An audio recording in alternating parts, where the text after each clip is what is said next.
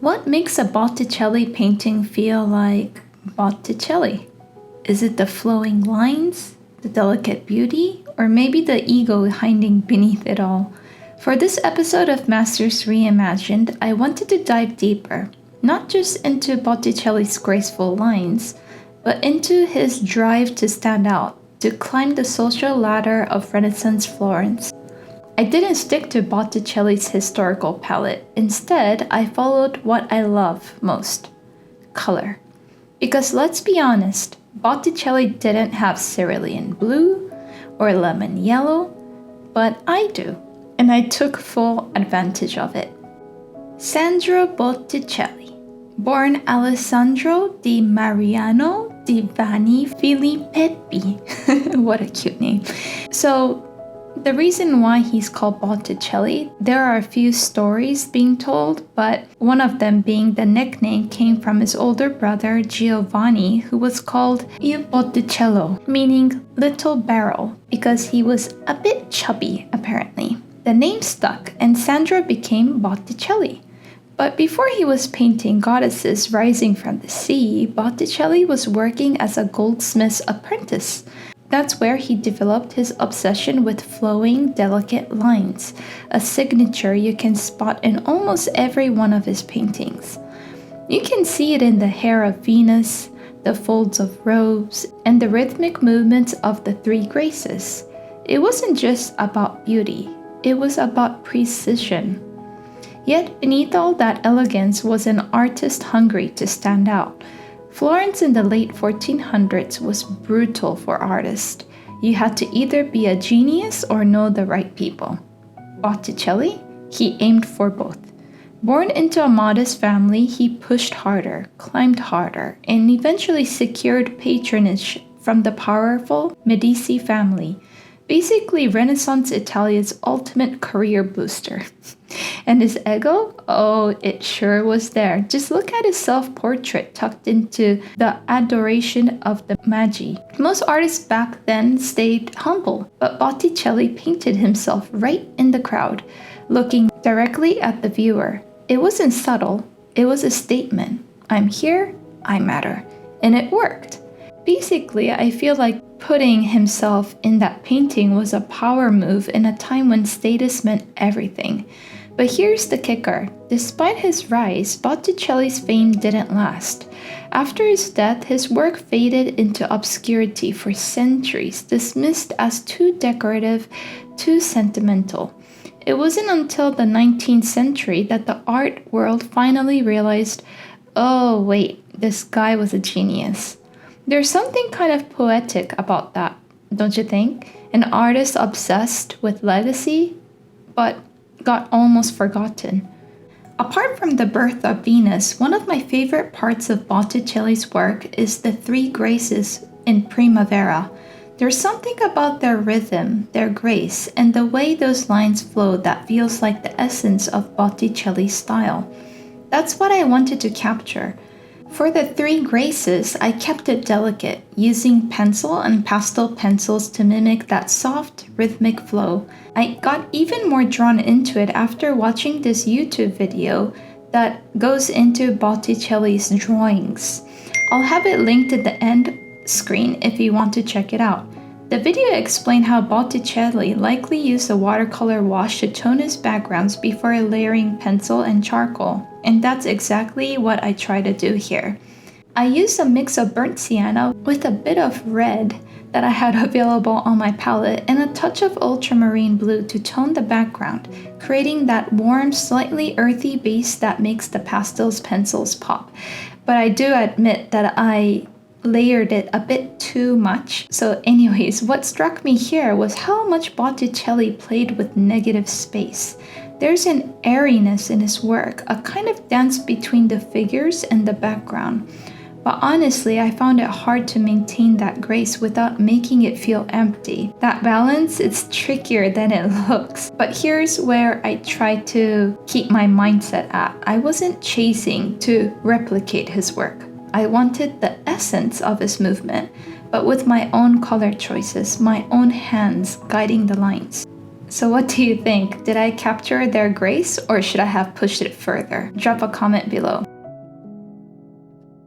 This one, Reimagined Venus, was so exciting. I didn't care about staying faithful to Botticelli's pigments. Instead, I chose colors I love, even ones he never had access to. So for the background, I've used this pigment called Magic Wizard by Rockwell. They are a company in Canada and they have really fun pigments. They're called, I believe it was Evolving Watercolor. So they really evolve and I just love them. So this one was just about freedom. Zooming in on Venus's facial expression, focusing on her face felt like giving her more personality, more intimacy. It was less about the myth, more about the individual, and I like how it turned out.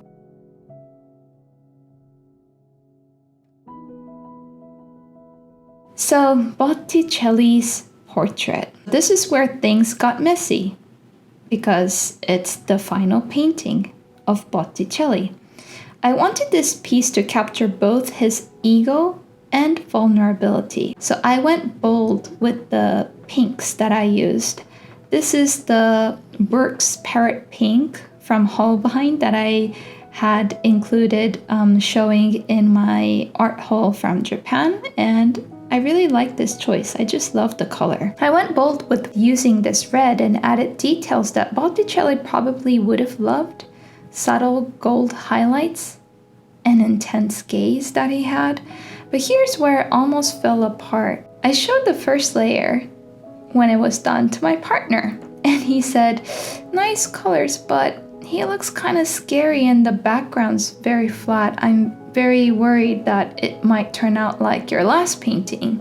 I know he was only meaning to kind of help out, give a bit of guidance, but it didn't quite help. And as artists, you know this feeling, that one comment that spirals in your head, it could have stalled me for days. And although I did ask what he thought about it, I guess at the end of the day, I was just looking for the good comments. So it made me realize feedbacks are important, but when and how you get it matters. I now have a rule: don't give me feedback until I'm 95% done if it's negative. Because midway, I'm too vulnerable, too stuck in the process to handle it objectively. So it made me think, Botticelli probably had similar moments balancing ego with insecurity. He wanted his work to be loved, to be powerful, but he probably heard criticism that stung just as hard. There was another thing that came out of painting his portrait. For the highlights, especially on his clothes to the left, I used lemon yellow, the PY3, a pigment I usually avoid because it's so harsh. I usually use yellow ochre like PY42 or 43 because it's more earthy and more toned down. But here, I chose to use it. And guess what? The whole painting felt like it popped. Funny how sometimes you've got to use what you dislike to get a fresh perspective. And I feel like it's taught me that maybe it was just the right time that I used it. I was very comfortable enough to use it and see what happens. And I can see how the color shift can create that sunlit drapery. So that worked. So through this project, I didn't just learn about Botticelli's graceful lines. I learned about his hunger to stand out, his delicate balance between control and chaos, and how much his ego probably drove his art. I also learned something from my previous painting of John Singer Sargent. I've learned to let go of historical accuracy and followed what felt right for me. And that made the process feel alive. You know, it gave me a spark, even when I partly doubted it. And that partner's comment, it reminded me that creative sensitivity is real. So be careful who you ask for feedback, and more importantly, when and what kind of feedback you're looking from them, I think is very important to let them know as well. So did I capture Botticelli? Not exactly again. But I didn't want to. I think I wanted to absorb what I love from him, the graceful lines, the bold symbolism, and see how it blended with my own voice. This is the second episode of Masters Reimagined. If you missed the John Singer Sargent one, I've got it linked right in the description below. For the next episode, I'm leaning towards Van Gogh. But who do you want to see? Drop your ideas in the comments below.